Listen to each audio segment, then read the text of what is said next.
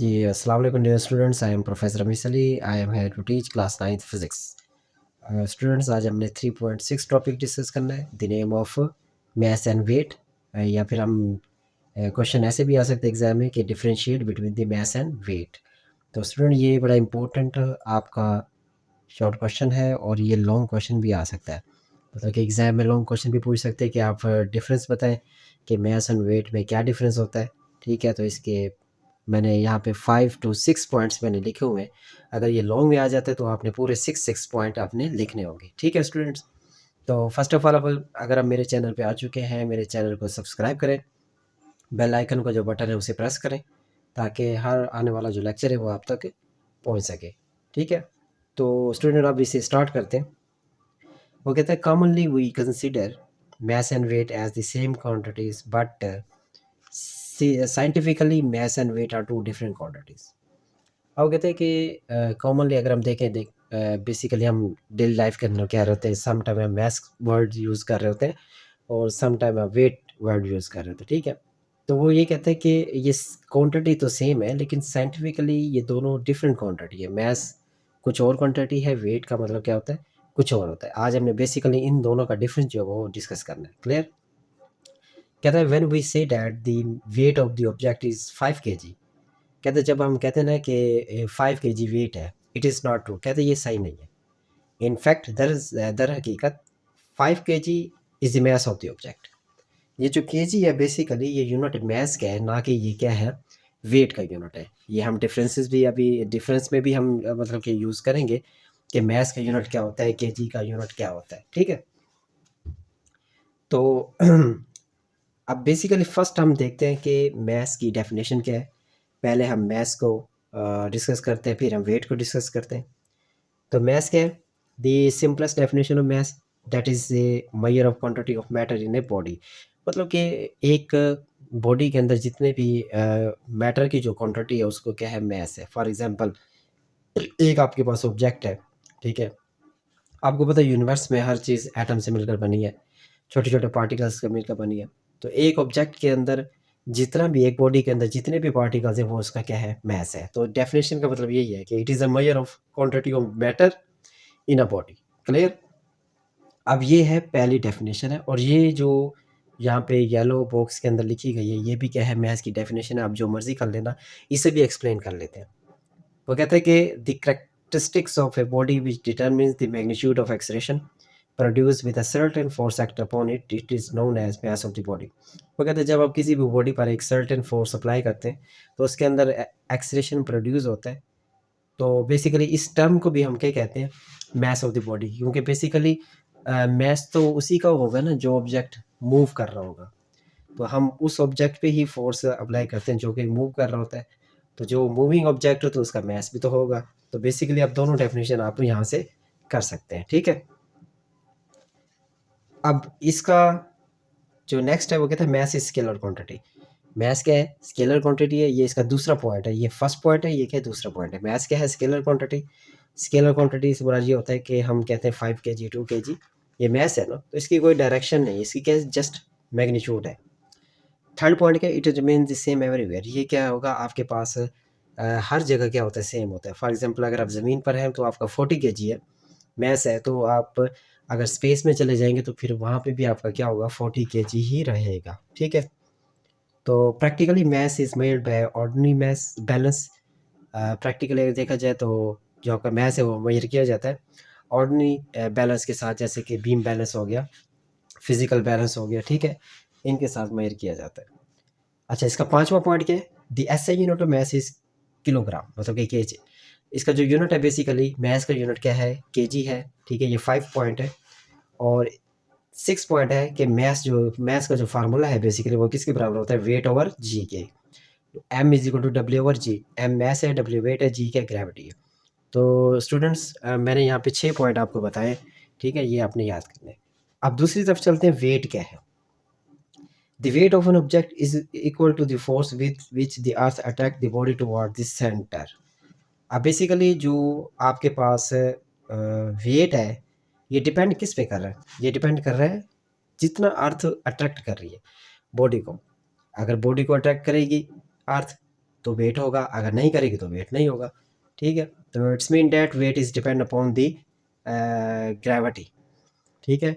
तो weight of a object is equal to force with which earth attract the body toward its centre, ठीक है। ये बात आपने याद रखनी है, इसका पहला पॉइंट है। उसके बाद स्टूडेंट्स नेक्स्ट जो है वो कहता है it is a vector quantity and directed toward the centre of the earth, directed downwards toward the centre of the अर्थ। ये जो वेट है, जाहिर सी बात है ज़मीन जो है बेसिकली ऑब्जेक्ट को अट्रैक्ट कर रही है। तो फॉर एग्जांपल हम किसी भी ऑब्जेक्ट को ये हम ऊपर ऐसे फेंकते हैं तो ज़मीन इसे अपनी तरफ खींचती है, अपने सेंटर की तरफ खींचती है, ठीक है। तो ये इस सेंटेंस का ये मतलब है toward the centre of the अर्थ, ठीक है। ये इसका दूसरा पॉइंट हो गया, वेक्टर क्वांटिटी के साथ ही ये लिख देना, या आप ये भी लिख सकते हैं weight is a vector quantity. Clear? अच्छा जी, तो इसका जो बाकी पॉइंट है वो हम इस टॉपिक में डिस्कस करेंगे ग्रेविटेशन फील्ड में। पहले मैं वही डिस्कस कर देता हूँ ताकि आप कंफ्यूज ना हो, क्योंकि हम 6 पॉइंट मैंने मैथ्स के बताए हैं, 6 पॉइंट मैं आपको बेसिकली किसके बताऊंगा, वेट के बताऊंगा, ठीक है। तो इसका जो तीसरा पॉइंट है वो आप याद रखना कि वो क्या है, value of weight does not remain same everywhere. देखो मैथ्स मैंने कहा था एवरीवेयर सेम रहेगा, लेकिन वेट जो है सेम नहीं रहेगा। क्यों नहीं रहेगा?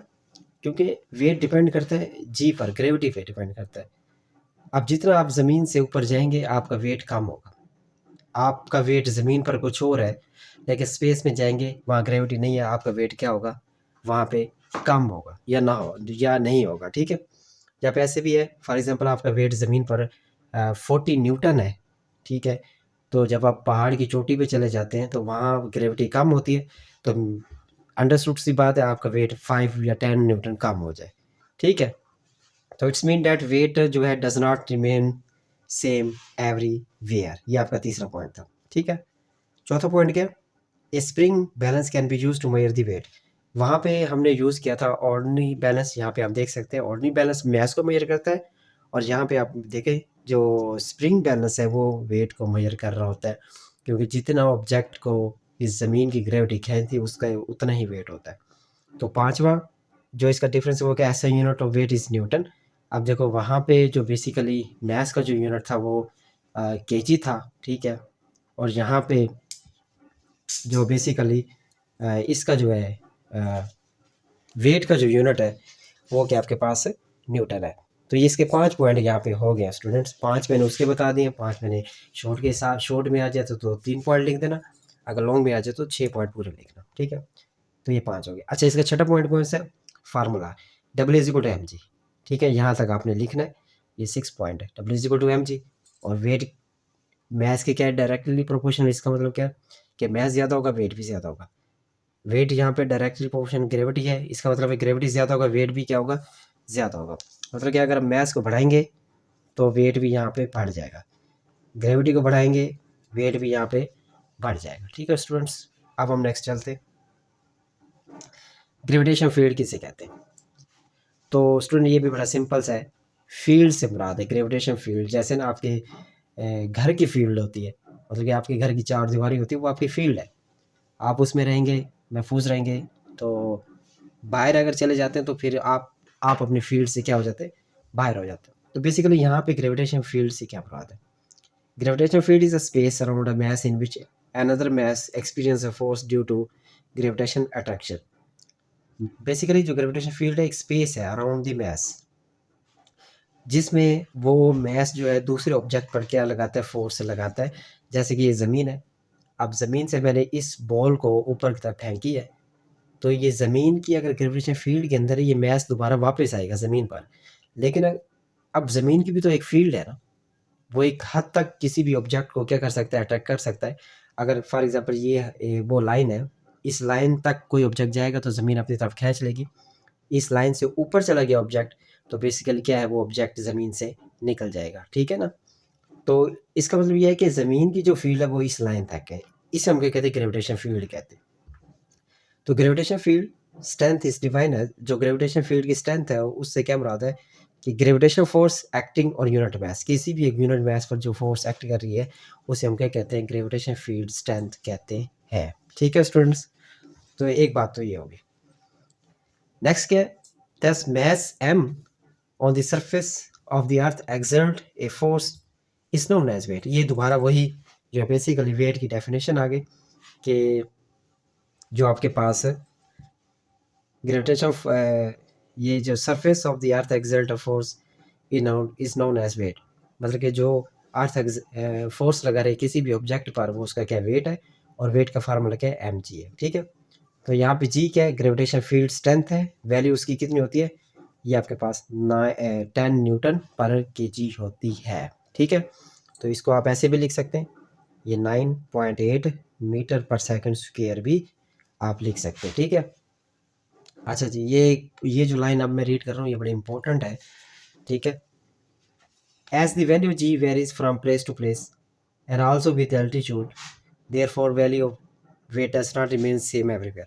तो वो वही बात होगी कि जी की वैल्यू जो प्लेस टू प्लेस क्या होती है, चेंज होती है। ठीक है स्टूडेंट्स, तो ये ग्रेविटेशन फील्ड है, इसका इतना ही मतलब कि आप लिख लेना इसकी डेफिनेशन और इसकी जो स्ट्रेंथ है। ठीक है, तो अब इस ये जो हमने दो टॉपिक डिस्कस किए हैं, इसके साथ दो एग्जांपल है वो हम डिस्कस करते हैं। ठीक है, तो फिर हमारा जो टॉपिक है वो क्या हो जाएगा, कंप्लीट हो जाएगा। ठीक है, तो इसकी पहली एग्जांपल है वो भी बड़ी सिंपल सी एग्जांपल है 3.1। इसमें क्या कहते हैं, सिंपल कहता है कि a 10 kg block moves on a frictionless horizontal surface with an acceleration 2 metre per second square.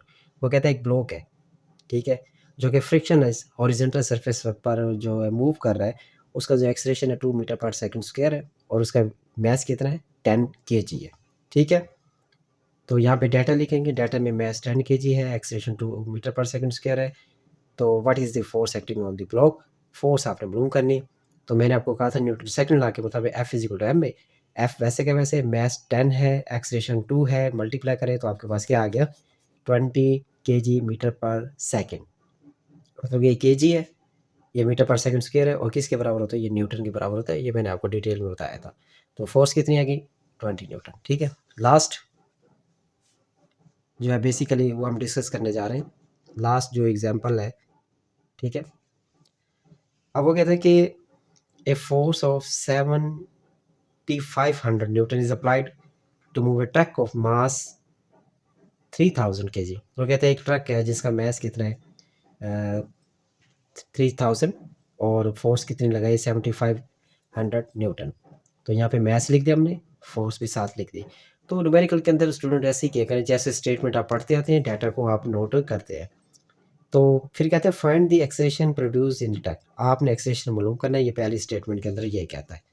ठीक है, नेक्स्ट कहता है कि how long will it take to accelerate the truck from 36 kilometre per hour to 72 kilometre per hour speed. वो कहते हैं जब ये स्पीड जो है 36 टू 72 तक वो स्पीड बढ़ाएगा तो उसे कितना टाइम लगेगा, मतलब कि टाइम भी आपने मालूम करना है।